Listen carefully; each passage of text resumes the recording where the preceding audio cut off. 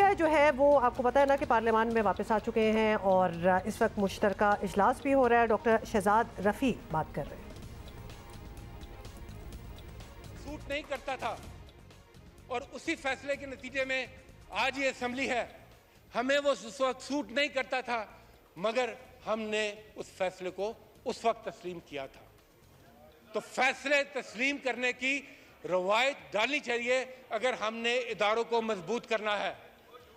मुल्क, रियासत और इदारों के साथ आगे बढ़ते हैं। No cross talk.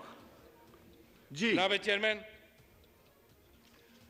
फैसला कबूल करना तो दूर की बात, हमने देखा कि बाकायदा एक मुनज़्ज़म कैंपेन शुरू हुई अदलिया के खिलाफ, जजिस के खिलाफ, ऑडियोज की भरमार हुई, तस्वीरें फ्लैश हुई, इस हाउस में प्ले कार्ड्स उठाए गए।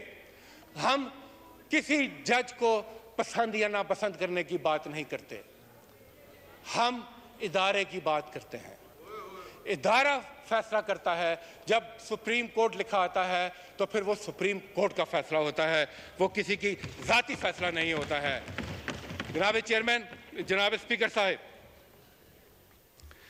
जहां तक आईने पाकिस्तान की बात कर रहे हैं तो कहां से शुरू करें और कहां पे खत्म करें?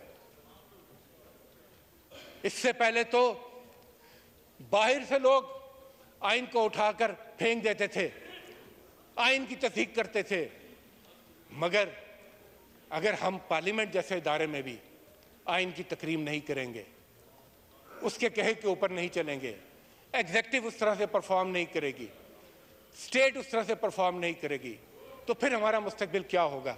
स्पीकर साहब, आइन तो रियासत और अवाम का एक रिश्ता जोड़ता है, और वो रिश्ता क्या है?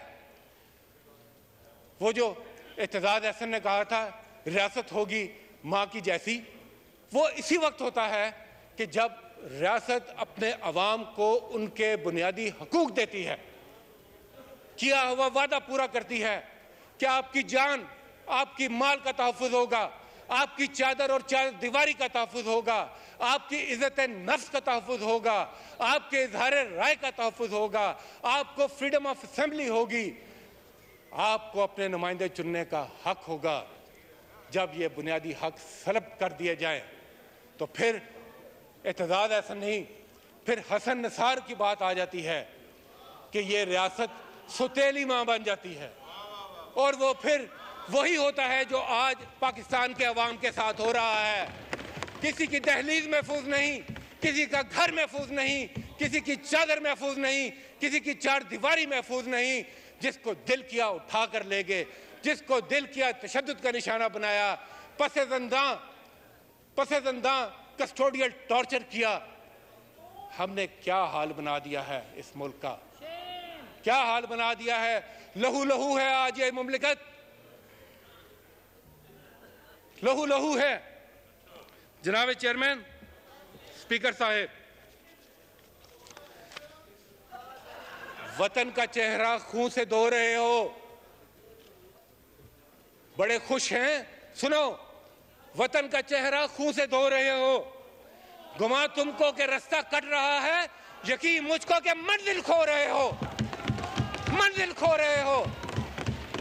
रास्ता तो कट ही जाता है, मगर मंजिल पर पहुंचना वो कौमें जो हैं वही कामयाब होती हैं। स्पीकर साहब, स्पीकर साहब,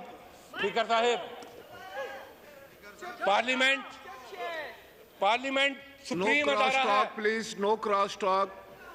पार्लियामेंट सुप्रीम अदारा है और उसकी कदर पार्लियामेंटेरियन से ज्यादा कौन कर सकता है?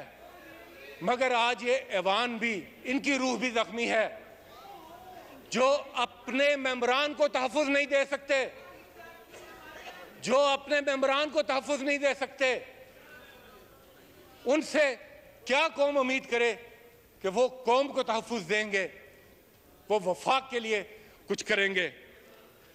आदम स्वाति से लेकर शहबाज गिल तक, अजहर मशवानी, एक हमारा यंग लॉयर हसन, एक एक लंबी लिस्ट है। अपनी और अपनी इनको तो बारी पर छोड़ें। बात कीजिए। सियासी सुने पार्टियां जो जमहूरियत पर यकीन रखती हैं, उनकी जो मीरास होती है, उनका जो असासा होता है, वो उनके कारकुन होते हैं। और माजी में भी जिन सियासी पार्टियों के कारकुनों की जिन्होंने इज्जत की, वो सियासी पार्टियां जमहूरी पार्टियां कहलाई। आज तहरीक इंसाफ के कारकुनों के साथ जो सलूक हो रहा है, मैं इस फ्लोर पे ये कहना चाहता हूं, क्या वो किसी जमहूरी माशरे के शायाना शान है? जिस तरीके से बेदर्दी के साथ उन पर शेलिंग, उन पर रबर बुलेट्स, आपने वीडियोस देखी होंगी कि एक नहती खातून के सामने जब ये पुलिस के शेर जवान बंदूकें सीधी करते हैं, क्या वो किसी माशरे की अक्कासी करता है? और तो और क्या बात करें कारकुनों की, क्या बात करें कारकुनों की। जनाब स्पीकर साहब, एक साबिक वजीर आजम, मुल्क की सबसे बड़ी पार्टी का सरबराह, एक मकबूल लीडर इमरान खान के घर पर चढ़ दौड़ते हैं, बुलडोजर लेकर, क्रेनें लेकर, दीवारें गिराने के लिए, जमान पार्क में उसके घर को फतह करने के लिए। क्या ये जमहूरियत की अक्कासी करता है? कौन सा माशरा, कौन सा कानून, कौन सा ज़ाब्ता, कौन सा आइन इस बात की इजाजत देता है? जनाब स्पीकर साहब, ये जो रवायात कायम की जा रही हैं, वक्त कैसा भी हो, वक्त गुजर जाता है स्पीकर साहब, मगर तारीख के औराक किसी को माफ नहीं करते, अच्छे काम भी और बुरे काम भी। स्पीकर साहेब,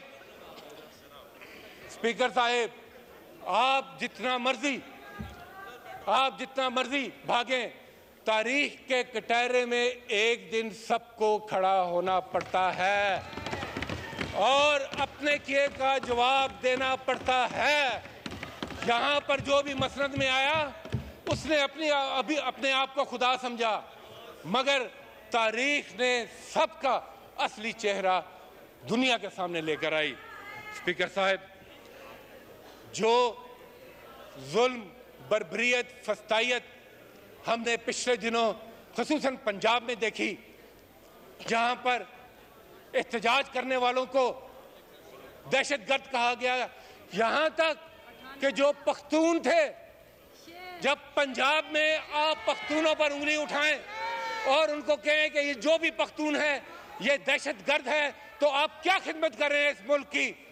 वो पख्तून भाई जिनकी कुर्बानी क्या में पाकिस्तान से शुरू होती है। पहली कुर्बानी उन्होंने रेफरेंडम में कायदे आज़म के कहने पर पाकिस्तान के लिए वोट दिया था, और आज के दिन तक वो अपना खून दे रहे हैं इस मुल्क की सालमियत के लिए, दहशतगर्दी के खिलाफ। आप उन पर ड्रोन भी मारें, आप उनको कत्ल भी करें, आप उनका खून भी बहाएं, अगर नहीं तो बहता देखें और फिर भी उनको आप दहशतगर्द कहें, मैं समझता हूं ये किसी तरह भी कौमी वकार के मुनासिब नहीं है। स्पीकर साहब, वहां पर इन हालात में आप निगरान हुकूमत का रवैया देखें।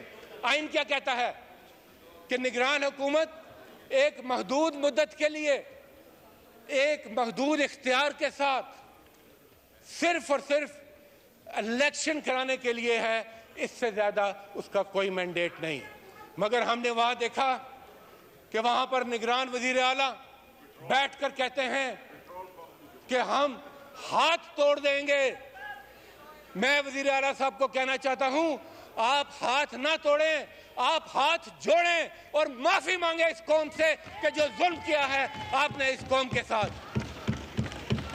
वहां पर कहते हैं मईशत को इन्होंने जिस हाल पे पहुंचा दिया, मगर स्पीकर साहब, मईशत को इन्होंने जिस हाल पर पहुंचा दिया और अवाम की आंखों में धूल झोंकते हैं कि इस रमजान के महीने में धूल झोंकते हैं, कहते हैं मुफ्त आटा, ये मुफ्त आटा जिंदगी का घाटा बन चुका है। देखें लोगों के साथ क्या हो रहा है, कितनी जानें गई हैं। कोई जान से गया, किसी की दस्तार गई, किसी की चादर खिंची, किसी की इज्जत मिट्टी में रुंध गई। कहीं हमारी माए बहनें मीलों की तारों में अपनी इज्जत नफ्स को एक तरफ रखकर आटे की एक बोरी के लिए खड़ी हैं और कहीं पर भगदड़ के अंदर वो कुचले जा रहे हैं। ये है आपका मुफ्त आटा, ये है आपकी गवर्नेंस, ये है आपकी दरियादिली। दूसरी तरफ एक दिन पेट्रोल की सब्सिडी का ऐलान करते हैं, जरा सी झाड़ पड़ती है IMF से तो झाग की तरह बैठ जाते हैं। ये है आपकी गवर्नेंस। स्पीकर साहब, ये मुल्क नहीं चल रहा इस तरह, ये मुल्क इस तरह नहीं चल सकता। जरूरत इस बात की है कि हम अपने जाती सियासी मफादात को एक तरफ रखते हुए कौमी मफाद के लिए बात करें।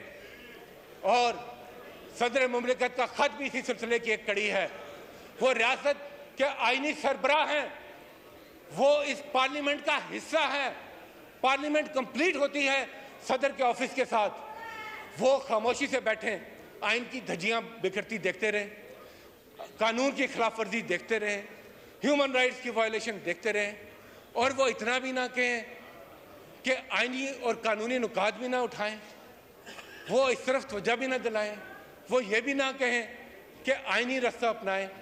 उस पर भी आप नाराज हो जाते हैं, उस पर भी उनके खिलाफ बड़ी इनकलाबी से गुफ्तगू कर रहे हैं। PTI के सेनेटर हैं शहजाद वसीम, और मुश्तरका पार्लियामान का इजलास इस वक्त जारी है।